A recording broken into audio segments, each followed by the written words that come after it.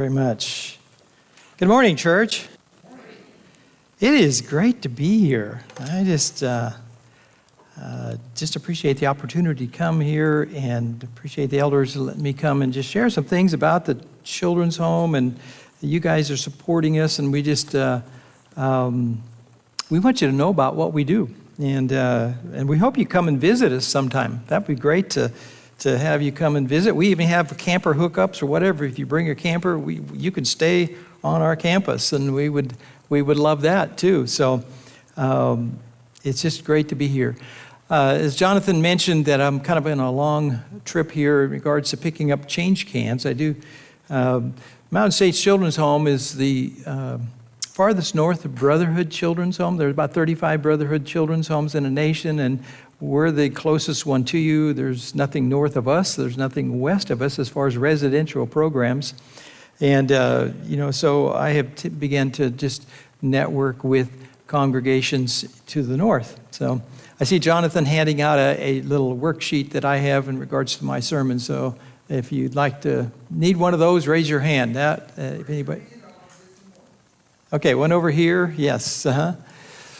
But it's just such a blessing to go around and visit with the different congregations, and just they're amazing people that love the Lord, and you're in that category in regards to just I can see the love and wanting to serve the Lord, and aren't we thankful for Jesus Christ, what He has brought to us through His sacrifice, and He's the common bond in regards that we have. So. Just appreciate you guys very, very much. I do have a display in the back that you're welcome to look at some literature, things like that. But again, thank you for allowing me to be here.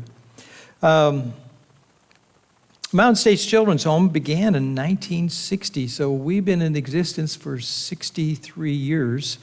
And, one of the things that people ask in regards to, why do kids come, what's the reason why they're placed here? And, most of them come from what I want to call troubled family situations. Things are not going well. There's neglect, abuse, abandonment. Most of them are single parents calling up. Usually it's a single mom just crying out, can you save my child? I don't know what to do. So we work both with the child and the family, but things are just not going well. Fathers most of the time are not involved. And I think fathers need to really step up and do what God wants them to do and in their role. But things aren't going well. The kids realize they need help, but and they all want to be loved. They all want to be accepted. But they're not raising their hands and saying, hey, I want to go to a children's home. That's just kind of unrealistic, and think of children wanting to go into a children's home, because it's a difficult step.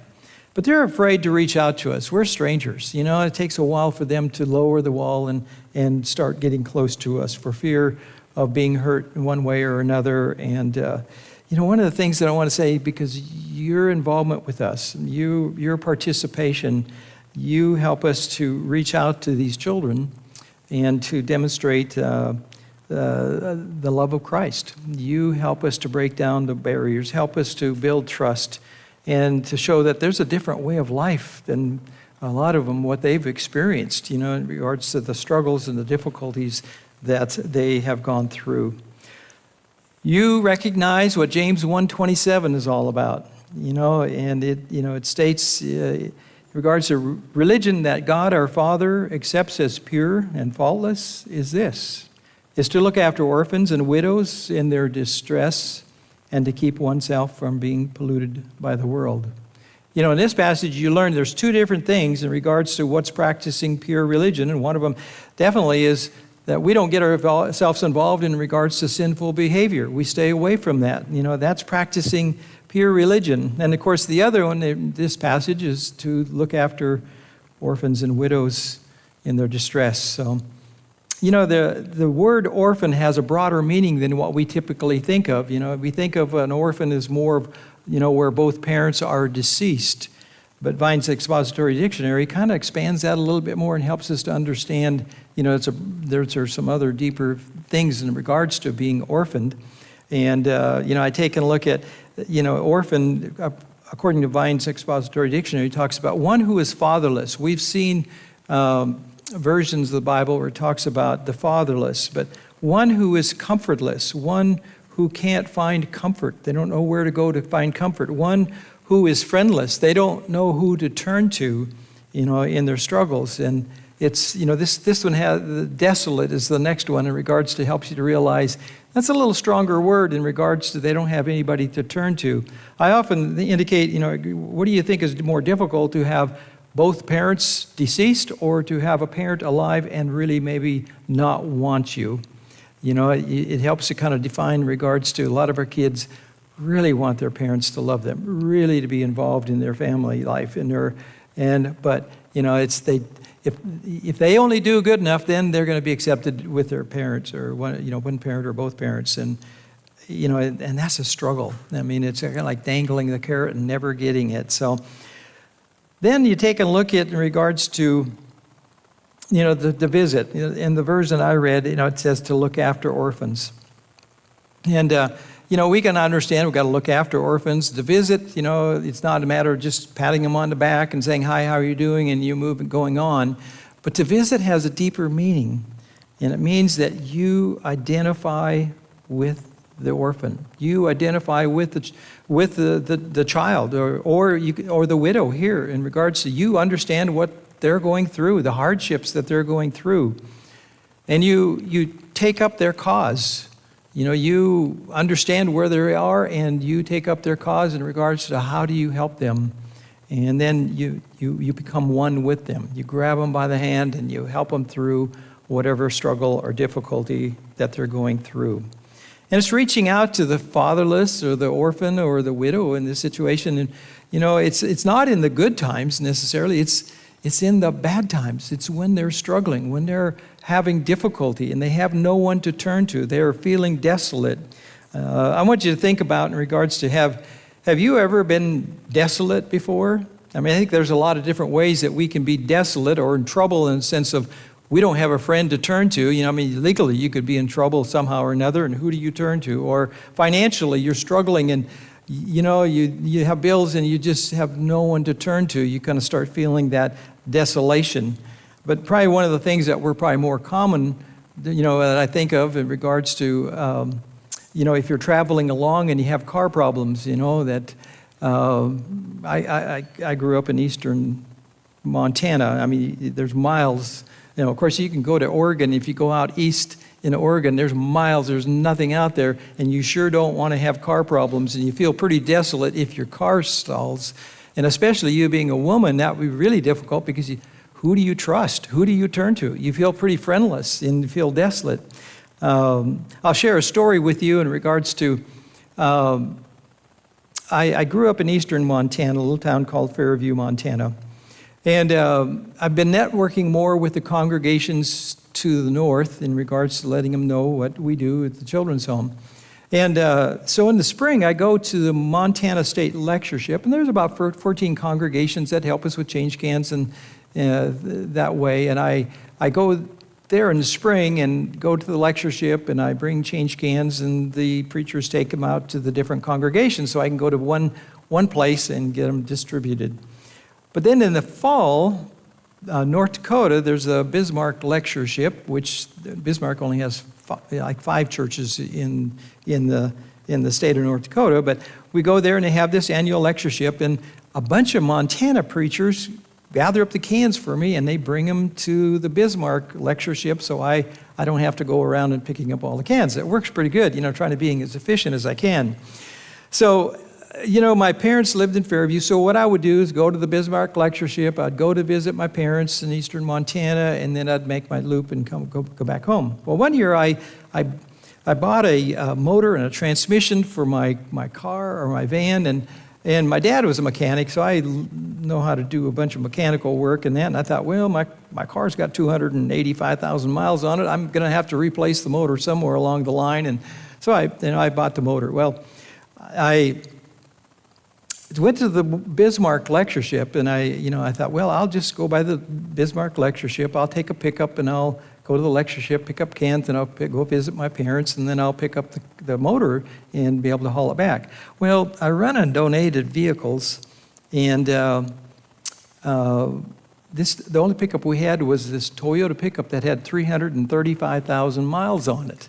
Well, I thought, well, hey, it's running good, it's doing fine, and Toyotas will run forever, I thought. But it was a pickup one that, all the fenders were rusted out. Have you ever seen those old Toyota pickups? The fenders are all rusted out, but they just keep running. Well, that's kind of thought, well, it's going to keep doing well. And so I took it to the Bismarck lectureship and went to my parents' house in Montana, picked up the motor, and I was on my way back home. And between Miles City, Montana, and Gillette, Wyoming, that's about 160 miles stretch, there's not a whole lot out there. Now, if you've been to Wyoming, there's a lot of antelope. We definitely see a lot of antelope. But I was cruising along, going south out of Miles City, and I was to the border, and probably about halfway, about probably 80 miles in, from nowhere, basically, and the pickups just started jerking and just, just chugging along, and I thought, I don't want to have car problems out here because just starting to feel pretty desolate, And I did that for about 10 miles, and there's a little spot on the road called Biddle, Montana. I don't know if anybody's been to Biddle, Montana, but there's a little gas pump and a little kind of convenience store, and there may be about 4 or 5 houses in that town. That's all there was. And of course, I pulled in there, and I pulled up to this little store, and I opened up the hood, and I started pulling spark plug wires and trying to diagnose which cylinder was missing. And I thought, well, it's probably a spark plug that's just corroded up, and I can clean up the spark plug, and I can get on down the road. Well, I found out which cylinder was missing, and then I remembered I didn't bring any tools. Dad always tells me to take tools, and I did not have any tools, and I was getting a little bit more desperate. And I thought, now what am I going to do? And then there's pickup pulled up beside me, and I asked the guy, I said, do you have a spark plug wrench by any chance? He said, yeah, I have one, and can I borrow it? So he loaned me the spark plug wrench, and I pulled the spark plug out thinking, well, here's that little hook. I'll just get all that corrosion and all that cleaned up, and I can put it back in and get going down the road. But what happened is there was no hook. It was gone. There was nothing there to clean that spark plug. I was feeling more desperate. And then so I carried the spark plug into this little store, and I asked him, I said, do you have any spark plugs in here? Yeah, we got a shelf back over here. And I went back to the shelf, and there was a shelf about that long with just a number of spark plugs. Well, for you guys who are mechanically inclined, there's lots of different spark plugs. And I was trying to match up the number to the spark plugs that they had, and it was nothing matching it. And I was sitting there thinking, oh, great. This is Montana, Wyoming ranch country. They drive big four-wheel drive Chevys, Fords, and Dodges, not little Toyota pickups. And I got more desperate, and I started moving the boxes of spark plugs all around, and there I found one spark plug of the exact number that I needed. I can't say for sure God put that there, but I sure thanked him for that spark plug. And I made sure I changed the other 3 when I got home because I didn't want to have more problems. But you start feeling desperate at times. You feel orphaned. There's friendless. Who do you turn to? And I take a look at the children who come into the children's home. When you grow up in a family that's very dysfunctional, it's a long-term desolation. Who do you turn to? Who do you trust? How do you? And my problem was more short-term. But a lot of times children have long-term issues in regards to feeling desolate. Let's turn to Matthew 25. I thought during the communion service you're going to probably read what I was going to read, but Matthew 25. That's going to deal with 34 through 40, the verses 25, 34 through 40. And this is, where the Son of Man comes in his glory, and he's separating the sheep and the goats, and it starts off here in verse 34. Then the king will say to those on his right, come, you who are blessed by my Father. Take your inheritance, the kingdom prepared for you since the creation of the world. For I was hungry, and you gave me something to eat. I was thirsty, and you gave me something to drink. I was a stranger, and you invited me in. I needed clothes, and you clothed me. I was sick, and you looked after me. I was in prison, and you came to visit me. Then the righteous will answer him, well, Lord, when did we see you hungry and feed you, or thirsty, or give you something to drink? When did we see you a stranger, or invite you in, or needing clothes and clothe you? When did we see you sick, or in prison, or go to visit you? The king will reply, I tell you the truth. Whatever you did for one of the least of these brothers of mine, you did it for me. You know, you take a look at the righteous were sitting there looking, when did we go to prison to visit you? When did we bring you clothing? When did we bring water to you? They weren't even aware of what they were, how they were affecting Jesus. And it was like doing it to him. But Jesus is mindful, isn't he, of whatever we do. And he knows our every thought. He knows our acts of kindness. And it's like doing it unto him.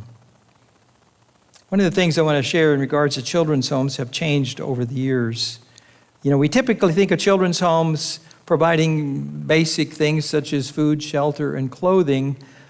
And, but I don't want to minimize that. And that's all important. But those are really the easier things that we deal with in regards to the children who have come into our care.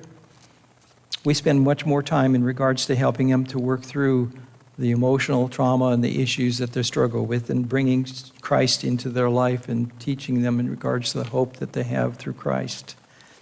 The children all love their families and they hope that things will be better, but they have been hurt and they have been wounded. We don't have to go very far to find wounded people.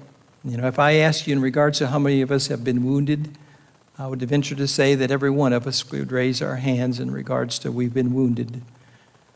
And if that wound is not addressed, what happens a lot of times it turns into anger, and it turns into resentment, and it turns into bitterness. I went to a seminar and it dealt with this, the stages of a wounded spirit. And when I saw this series of events, what happens when we're wounded, it's kind of like, this is what I see our children going through when they come into the children's home. And it starts off in regards to a wounded spirit. Again, we've all been wounded, and when you take a look at if the wound is not addressed, what happens for the child is starts alienating their affection from their parents. They start pulling away from their parents. They're not as close to their parents. And then that alienation, if it's not, the wound is not addressed, there's alienation of affection. And what happens is there's silence at the dinner table. They may retreat to their rooms, but they just don't communicate with their parents. And I want you to carry this even farther. It's not only dealing with a parent and a child, but it deals with us in our marriages. It deals with us in regards to wounded members within the church.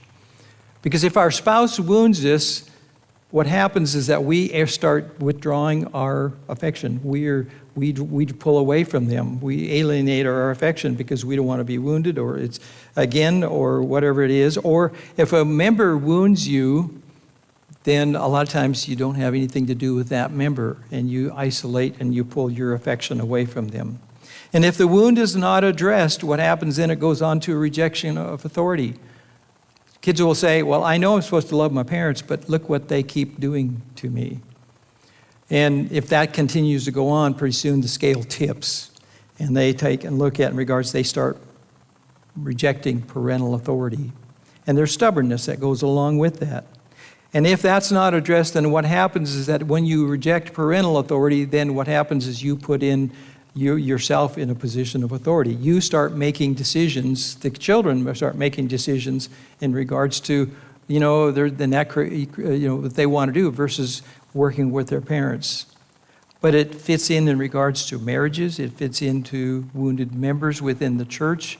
God, I know I'm supposed to love that member, but look what they keep doing, and pretty soon that starts creating a wedge. And then once they start putting themselves in a position of authority, a lot of times what they do is they find other friends of the like mind. They find another support system. You see kids kind of, especially in schools, they start gravitating to other kids who are wounded and not doing well, and they develop that support system. Very difficult for, intact family, but especially difficult for a single parent trying to deal with their child. And maybe because dad's not around, and that's a wound that they may have, or whatever the wounds are. And once they start developing friends who then develop that support system, the next stage of what happens, it leads into sensual behavior. Things that make them feel good. It could be drugs, alcohol, sex, but it could be also telling a parent off, telling a teacher off. It's anything that gives you a rush or a high. And, and a lot of times it's kind of like alcohol in regards to an alcoholic has a lot of wounds, and therefore they drink or they use there's chemical dependency. You use drugs in regards to cover the wound. And what happens is they get caught in this sensual behavior. And once they start they get into sensual behavior, there's guilt that's associated because their behavior is not appropriate and it's not working. So then they feel guilty. So then when you feel guilty, you have to go into doing more sensual behavior. So it's a cycle, and you can see kids caught in that cycle. You can see people in marriage problems caught into that cycle and sensual behavior. And what we have to do is to go back and identify where the wound is in regards to with the child, or any other problem relationship in regards to what is the real wound behind all of that. And when you start addressing the wound, then you start all of the symptom problems from that wound start going away. And when I have presented this before parents, and I tell them, this is where your child is. This is where they're wounded.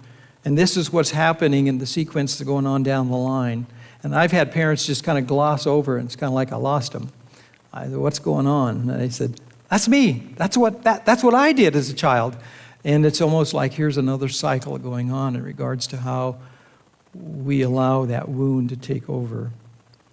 Satan is a master of deception. And if he loves to ensnare a child from an early age because children are not equipped to know how to deal with that. We as adults don't know how to deal with that a lot of times. And if he can't get them to focus on if he can get them to focus on their bitterness, then he will have them, the child, for this lifetime, and he will have them for eternity. And that applies to all of us in regards to how we can allow bitterness to enter into our lives. Definition of bitterness is harboring resentment for things that others have done to us. It's an entrenched animosity, which is really a hatred toward another person. The Greek word for bitterness means to make fast, to fix to. Any of us that have had bitterness, you know that it's hard to get rid of it because it keeps coming back into our mind and it just fixes to us and it starts controlling us. Most of the children who come into the children's home, I've been in the interviews for years and not so much lately, but we'd have the parents or child, and we'd have, I was a counselor, and we'd have the house parents involved in it, and we would do the interview process in regards to, trying to understand what's going on in the dynamics of the family that's trying to place the child, and usually it's the mom. And you can start seeing some of the dysfunctions. I usually would sit back for about 20 minutes and just kind of watch the interaction and what was going on. And then when I would start asking the kids, I would say, are you angry? No. Are you frustrated about anything? No. Then I'd ask them this question. I would say, how have you been wounded? And there's something about that question that just goes to the heart. And if I ask you, how have you been wounded? Your mind it goes to the heart. And when I ask them that, they would say, well, what do you mean? Well, I said, what do you wish would change in your life? What do you lay awake at night and you just think about over and over? And then you can see a lot of times tears come to their eyes, and you ask, well, what's behind those tears? And that's when you start hearing the real wounds. Well, I've had 3 dads, and none of them want to have anything to do with me.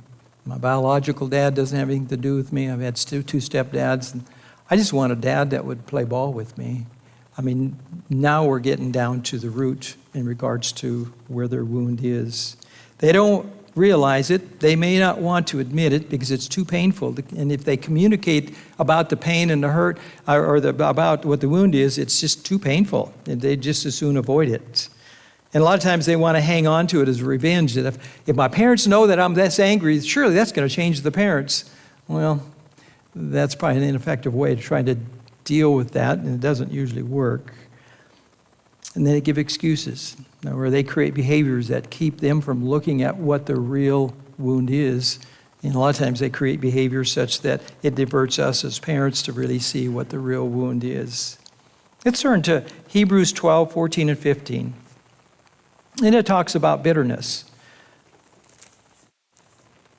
Hebrews 12, 14, and 15.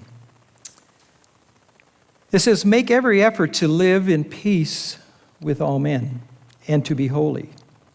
Without holiness, no one will see the Lord. See to it that no one misses the grace of God, and that no bitter root grows up to cause trouble and to defile many. I look at this passage, it says, make every effort to live peacefully with all men. A lot of times we want to bargain with God, don't we? Well, God, I made some effort toward getting along with this person, and, they don't want to do that, but have I made every effort? It's a sacrificial thing in regards to, we're to make every effort to live peacefully with some men? No, it says with all men. How about the men that I like? I'll live peacefully with them. No, we need to make every effort to live peacefully with all men. And I understand that, that they have choices and sometimes you have to move on, but at least that we make that effort. And the verse goes on, it says to be holy. Peace and holiness go together. And being holy reflects God's character, his very nature.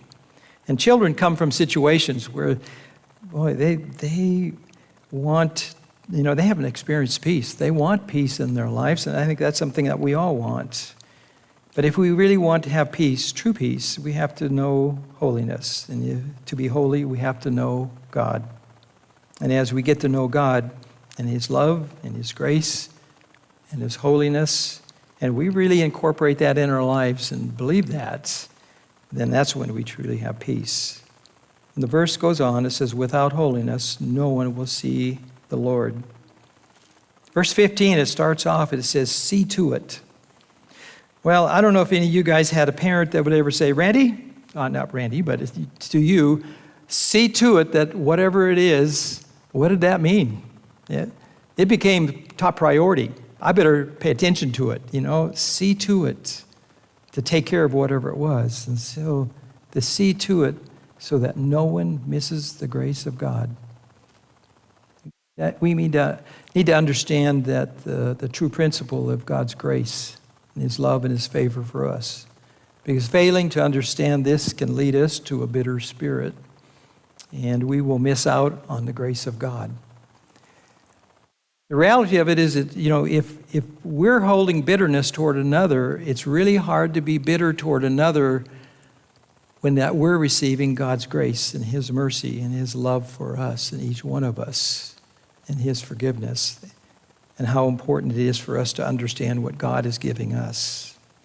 The see to it goes on to see to it that no root of bitterness grows up to cause trouble and defile many. We had a lady that came out on campus, and we're semi-arid, area, and it's hard to grow trees and shrubs and stuff like that. But she lived downtown Denver, and her place was immaculate, flower beds, and there was a weed, anywhere on her property. But she came out to our campus, and we're 3 miles out of town. We're agricultural land. And she wanted to do a lot of things to beautify campus. She planted trees, she did drip systems, she put in flower beds, and she did all of that work. And I remember her coming out, and she would be working in the flower beds, and of course, living in the middle of Denver, she never knew about some of the weeds that we deal with. One of them is, at least in Montana, we called it creeping Jenny. Others call it morning glory.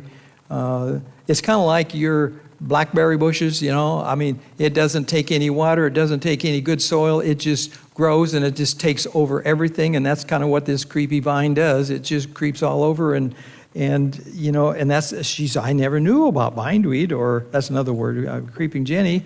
Then, we spend all our time in regards to hoeing and pulling and spraying and doing whatever we can to get rid of that bindweed. And it takes over and it chokes out the good and the beauty of the flowers that she was planting.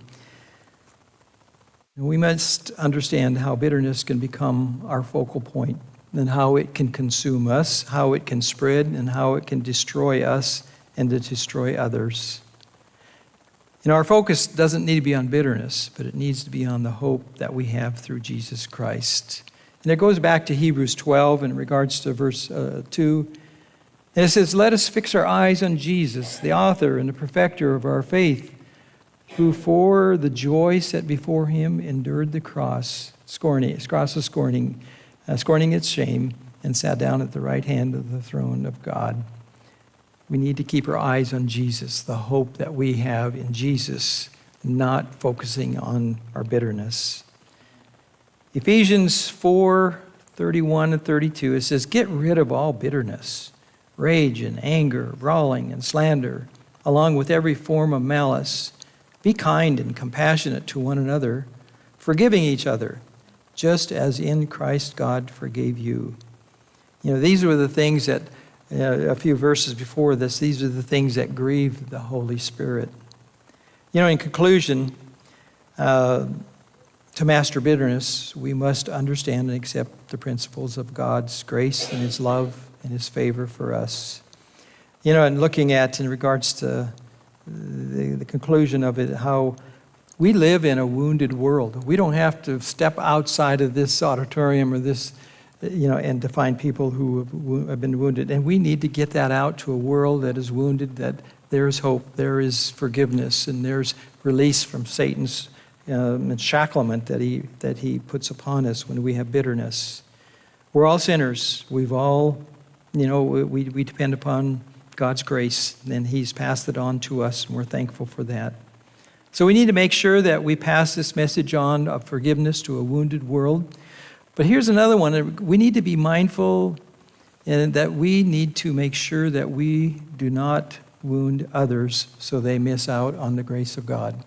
I don't know how many times we think about that in regards to our actions, what we say to them, how we treat people, how we might actually cause them to miss out on the grace of God.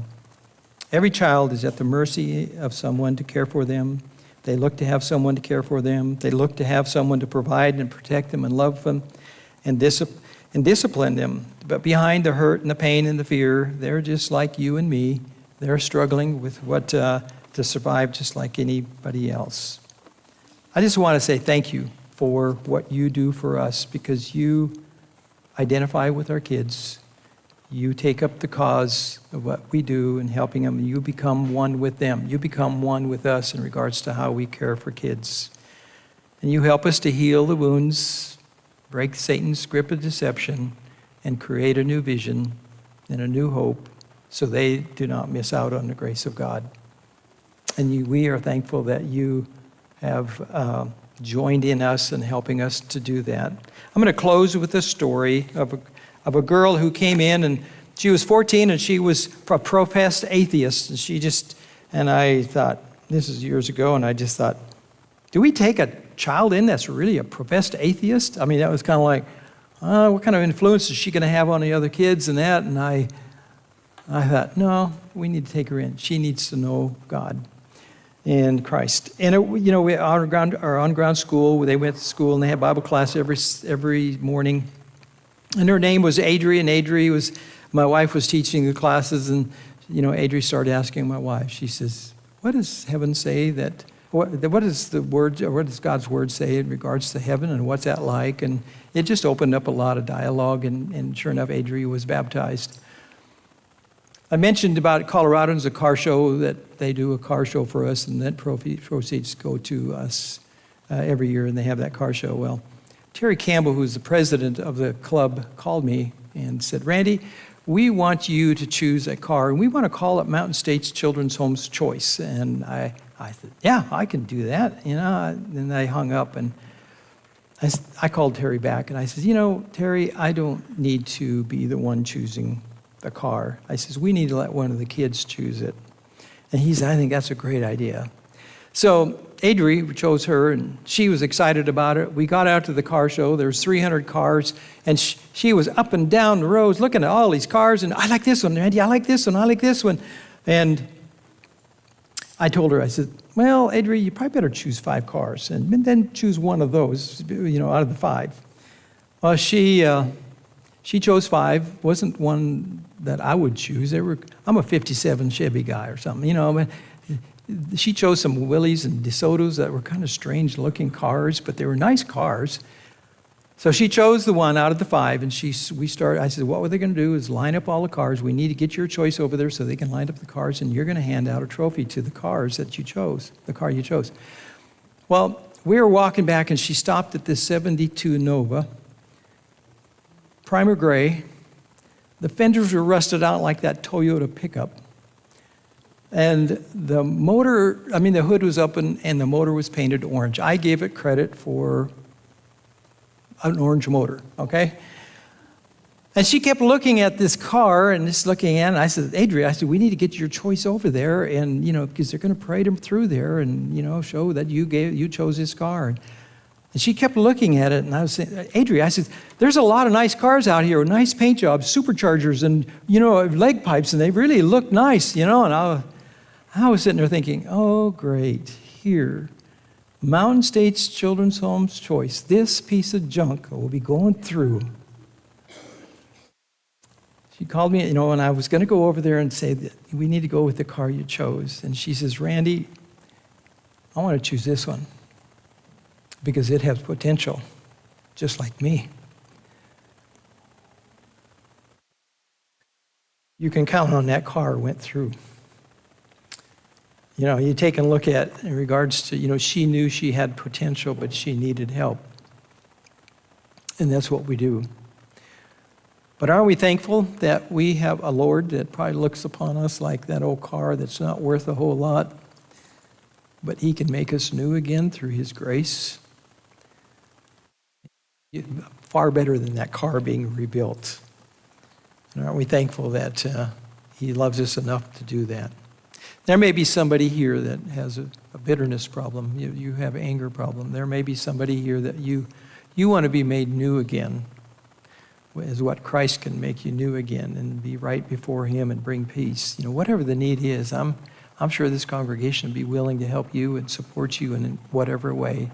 You know, why don't you come forward and stand, and as we stand and sing.